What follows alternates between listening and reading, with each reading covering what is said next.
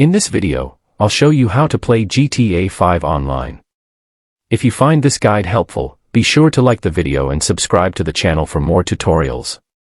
To play GTA Online, you'll need to own a legitimate copy of GTA 5 through Steam, Epic Games, or the Rockstar Games launcher.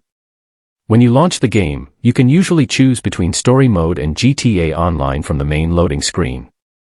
If you're already in Story Mode, press the Escape key to open the pause menu, then go to the Online tab. From there, select Play GTA Online. You'll see several session options, including Invite Only, Crew Session, Closed Friend Session, and Public Session. If you want to join other players, simply choose the Public Session option. The game will then load you into GTA Online.